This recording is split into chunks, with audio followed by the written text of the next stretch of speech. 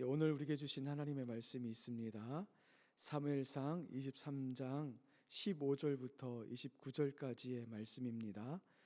사무엘상 23장 15절부터 29절까지의 말씀입니다.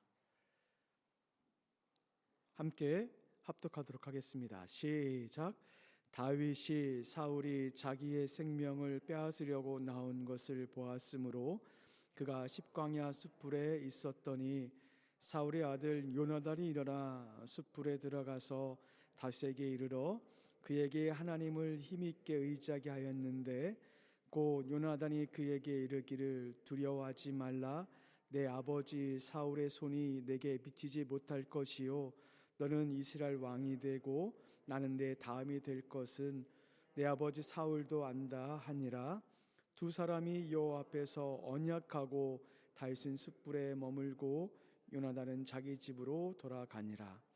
그때 10사람들이 그부에 이르러 사울에게 나와 이르되 다윗이 우리와 함께 광야 남쪽 하길라 산 숲을 요새에 숨지 아니하였나이까. 그러한즉 왕은 내려오시기를 원하시는 대로 내려오소서. 그를 왕의 손에 넘길 것이 우리의 의문이다 하니 사울이 이르되 너희가 나를 긍휼히 여겼으니 여호와께 복받기를 원하노라. 어떤 사람이 내게 말하기를 그는 심히 지혜롭게 행동한다 하나니 너희는 가서 더 자세히 살펴서 그가 어디에 숨었으며 누가 거기서 그를 보았는지 알아보고 그가 숨어있는 모든 곳을 정탐하고 실상을 내게 보고하라. 내가 너희와 함께 가리니 그가 이 땅에 있으면 유다 몇천 명 중에서라도 그를 찾아내리라 하더라. 그들이 일어나 사울보다 먼저 시보로 가니라. 다윗과 그의 사람들이 광야 남쪽 마온 광야 아라바에 있더니 사울과 그의 사람들이 찾으러 온 것을 어떤 사람들이 다윗에게 아뢰매 다윗이 바위로 내려가 마온 황무지에 있더니 사울이 듣고 마온 황무지로 다윗을 따라가서 사울이 산 이쪽으로 가매 다윗과 그의 사람들은 산 저쪽으로 가며 다윗이 사울을 두려워하며 급히 피하려 하였으니 이는 사울과 그의 사람들이 다윗과 그의 사람들을 애워싸고 잡으려 함이었더라. 전령이 사울에게 와서 이르되 급히 오소서. 블레셋 사람들이 땅을 침노하였나이다. 이에 사울이 다윗 쫓기를 그치고 돌아와 블레셋 사람들을 치러 갔으므로 그것을 셀라하마 느곳이라 칭하니라.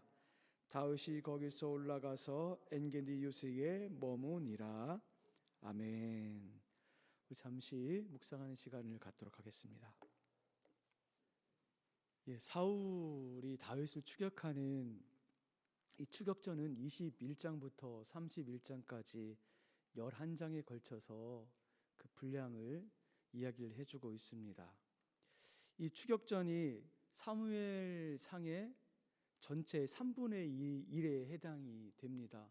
어제도 잠깐 언급을 드렸는데 그 이유가 좀 있을 것 같습니다. 이렇게 많은 분량을 할애하는 이유.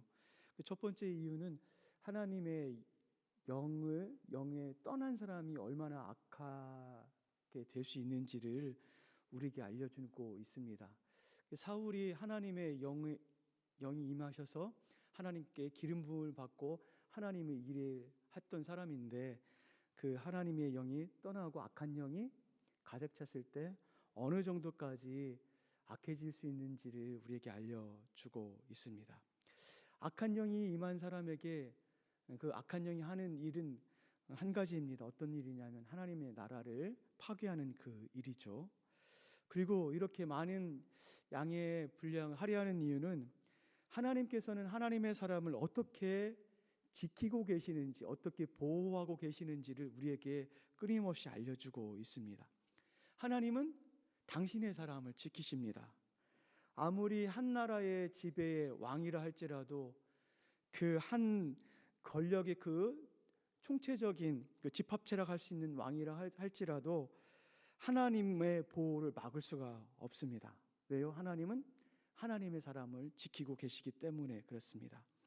또 한 가지는 이렇게 길게 할애하는 이유 중에 하나는 무엇이냐면 사울이 돌이키길 원하시는 아버지의 마음이 있는 것 같습니다.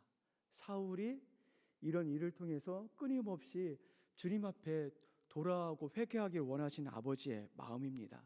그냥 사울이 다윗을 추격했고 죽이려고 했다더라 라고 이렇게 분량을 몇 장 정도만 가지고 있더라도 사울이 얼마나 악한 존재인지를 우리가 깨달을 수 있는데, 이렇게 11장씩이나 하려는 것은 그 사울이 계속해서 다윗을 추격하면서 쫓는 것들 가운데 하나님께서 끊임없이 알려주심으로 인해서 돌아올 수 있도록, 회개할 수 있도록 하시는 아버지의 마음이 있는 것 같습니다.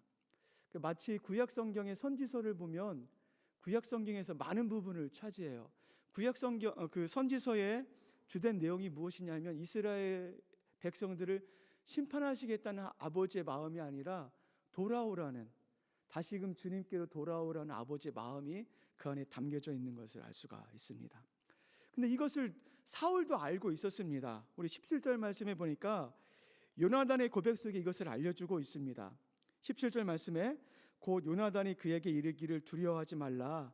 내 아버지 사울의 손이 내게 미치지 못할 것이요 너는 이스라엘 왕이 되고 나는 내 다음에 될 것을 내 아버지 사울도 안다. 이게 사울이 지금 알고 있다는 거예요. 그렇지만 돌이키지 않아요. 회개의 기회를 긴 시간 동안 주었고 여러 번 주었지만 돌이키지 않아요. 이것이 악에 빠진 자들의 모습입니다. 우리는 이렇게 악의 수렁이 가운데 빠지지 않도록 우리의 신앙은 날마다 점검해야 될 필요가 있는 것 같습니다. 참으로 다행인 것은 저희 교회가 묵상하는 교회고 묵상을 장려하는 교회죠. 많은 분들이 묵상에 대해서 이야기를 할 때 부담스러워 하셔요. 하시는 분이나 하지 않는 분이나 부담스러워하지만 묵상의 소중함을 너무나 잘 알고 계신다는 것을 신방과 그 교제를 통해서 알 수가 있습니다. 묵상이 쉬운 것은 아니지만 우리의 인생 가운데 주님의 말씀이 빛이 되고 길이 된다는 것을 너무나 잘 알고 있기 때문에 우리는 그 묵상을 포기할 수 없습니다. 그리고 묵상을 하는 사람들은 잠시 죄에 빠졌다 할지라도 그 말씀 속에 역사하시는 그 하나님으로 인해서 다시금 일어설 수 있고 다시금 주님께 돌아오는 일들이 일어나는 것 같습니다. 따라서 우리 묵상하는 여러분, 우리 평생 가운데 우리 묵상을 게으르지 마시고 묵상 속에 역사하시는 그 하나님으로 인해서 즐거워하시며 우리가 신앙생활을 하시길 주님의 이름으로 축원을 드립니다. 이렇게 오늘 본문에서도 사울의 추격전, 다윗의 추격전을 이야기를 하고 있는데, 오늘 본문에서 하나님께서 하나님의 사람을 어떻게 지키시고 보호하시는지를 두 가지 예를 들면서 이야기를 해주고 있어요. 두 가지 예. 첫 번째 예는 무엇이냐면 사람을 통해서 보호를 하신다는 거예요. 사람을 통해서. 15절을 보면요, 다윗은 십광야 숯불에 은신처를 두고 숨어 있어요. 이때 한 사람이 찾아옵니다. 누가 찾아오죠? 요나단이라는 사람이 찾아와요. 이게 요나단이 누굽니까? 요나단은 사울의 아들이죠. 사울이 피부치입니다. 여러분, 피는 물보다 진하다고 합니다. 이거는 진리인 것 같습니다. 왜냐하면 우리가 아무리 어려울 때라 할지라도 끝까지 포기하지 않고 우리 곁에 남아있는 사람은 피부치더라고요. 지금 요나단과 사울은 피부치예요. 그런데 지금 요나단이 누구를 도와주고 있냐면은 아버지의 적인 다윗을 도와주고 있어요. 이것이 어떻게 가능할까요? 요나단은 엄밀히 따지면 사울 다음에 차기 왕권을 가질 수 있는 그런 사람입니다. 이스라엘의 왕이 될 수 있는 사람이에요. 근데 지금 다윗 때문에 자신의 왕권이 흔들립니다. 그러면 요나단 역시도 사울처럼 다윗이 원수가 될 수도 있고 적이 될 법한데 그렇지 않아요. 오히려 다윗을 도와주고 보호해주고, 특별히 오늘 본문 가운데 다윗에게 믿음을 줘요. 믿음의 용기를 주고 격려를 하고 있는 것을 봅니다. 우리 16절 말씀에 보니까 이렇게 이야기를 하고 있어요. 사울의 아들 요나단이 일어나 숲풀에 들어가서 다윗에게 이르되 그에게 하나님을 힘있게 의지하게 하였는데, 그에게는 다윗에게죠, 하나님을 힘있게 의지하게 했대요. 하나님을 힘있게 의지하겠다는 것은 무엇을 의미하냐면 다윗에게 하나님을 향한 믿음, 하나님을 향한 그 신앙의 견고함을 더 강하게 만들었다는 것을 의미를 해요. 용기를 준 거죠. 그러면서 17절 그에게 계속해서 이야기를 해요. 뭐라고 이야기하냐면 곧 요나단이 그에게 이르기를 두려워하지 마라. 내 아버지 사울의 손에 내가 미치지 못할 것이요, 너는 이스라엘 왕이 되고 나는 내 다음이 될 것이고 내 아버지 사울도 그것을 안다. 다윗이 이스라엘의 차기 왕이 될 것을 지금 선포하고 있고 그 다윗을 격려하고 있고 위로하고 있어요. 근데 그 사람이 누구예요? 사울의 아들 요나단이에요. 그렇다면 요나단은 지금 다윗에게 어떻게 이런 위로와 소망과 격려와 힘을 주는 말을 할 수 있을까요? 단지 그를 사랑했기 때문에 그랬을까요? 그렇지 않습니다. 요나단은 하나님의 뜻을 알았어요. 하나님의 뜻을 알았어요. 사울은 하나님의 뜻을 알았지만 자기의 고집과 아집대로 하나님의 뜻에 반대되는 행동을 했습니다. 그러나 그의 아들은 고집이 있었겠죠. 아집도 있었겠죠. 자기 왕권에 대한 생각도 있었을지 모릅니다. 그러나 하나님의 뜻을 알았어요. 하나님의 뜻. 어떤 뜻이요? 다윗이 이스라엘의 차기 왕이라는 것을 알았어요. 그래서 그 하나님의 뜻을 알고 지금 누구를 세워주고 있냐면 다윗을 세워주고 있어요. 여러분, 이것이 쉬운 일일까요? 상식으로 이해할 수 있을까요? 세상의 사고로 이것을 이해할 수 있을까요? 아니요. 이것은 믿음의 행동이에요. 믿음으로만 이것이 가능합니다. 믿음이 무엇일까요? 믿음은요, 하나님의 뜻이 자신을 통해 이루어지기를 원하는 마음이 믿음이에요. 하나님의 뜻이 자기를 통해서 이루어지기 원하는, 자기 자신이 하나님의 도구가 되길 원하는 마음이 바로 믿음이에요. 그러면 요나단은 하나님의 뜻이 자신을 통해 이루어지기를 위해 다윗에게 힘과 격려와 용기와 그 모든 것들을 심어주고 있습니다. 여러분, 제가 사역을 하면서 한 가지 지키는 철칙이 있어요. 그것은 무엇이냐면 제가 수년 동안 어떤 교회를 사역하든지 어떤 부서를 사역하든지 어떤 그 사람들을 만나든지 간에 그 사역이 끝나면요, 그 부서나 그 사람들이나 교회에 절대 연락을 안 해요. 왜 연락을 안 하는지 아십니까? 저도요 그런 마음이 있어요. 그분들과 오랫동안 교제를 했기 때문에 그분들과 계속해서 관심을 갖고 그분들과 교제하고 싶죠. 근데 그분들하고 관계를 맺지 않습니다. 제가 먼저 연락하는 경우가 거의 없습니다. 왜 그러냐면 새로 부임하시는 그분들과 그 목회자분들과 더 친밀해지고 빨리빨리 적응할 수 있도록 하기 위해서 제가 그 일을 하지 않습니다. 하나님 나라를 위해서 우리가 다른 것이 아니라 우리의 것을 포기하는 것, 우리의 것을 내려놓는 것이 맞습니다. 그러나 그것이 쉽지 않죠. 그러나 우리는 해야 됩니다. 무엇 때문에요? 하나님 나라를 위해서. 이럴 때 하나님은 지치고 두려워하고 있는 다윗에게 이 요나단이라는 그 사람을 붙여주셔서 위로하시고 힘을 주시고 보호하시는 것을 볼 수가 있어요. 두 번째 이야기가 또 나옵니다. 두 번째 이야기는 무엇이냐면 하나님은 역사를 주관하시는 분이라는 것을 보여주고 하나님은 역사를 주관하심으로 말미암아 하나님의 사람을 보호하신다는 것을 오늘 본문을 통해서 말씀을 하십니다. 그래요. 사람을 통해서 도와주는 거, 그 사람과 친분이 있으면 분명히 도와줄 수 있는 여지가 있죠. 그런데요, 지금 하나님께서 무엇을 움직이시냐면 나라를 움직이세요.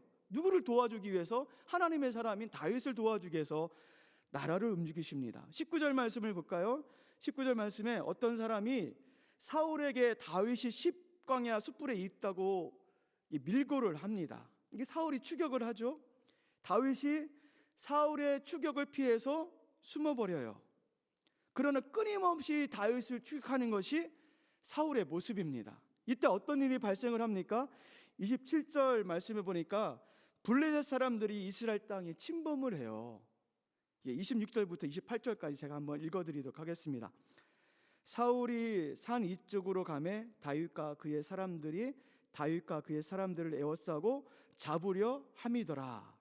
잡히기 일부 직전이에요. 27절 전령이 사울에게 와서 이르되 급히 오소서 블레셋 사람들이 땅을 침노하였습니다. 그랬더니 28절에 이에 사울이 다윗 뒤쫓기를 그치고, 여러분 이게 우연일까요? 아니죠. 하나님의 손길이라고 말할 수밖에 없는 일입니다.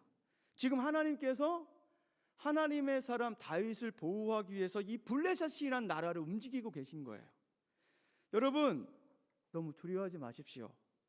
여러분 하나님 편에 서 있다면 어떤 환난이나 공고나 기근이나 박해나 그 모든 것이 있다 할지라도 두려워하지 마십시오.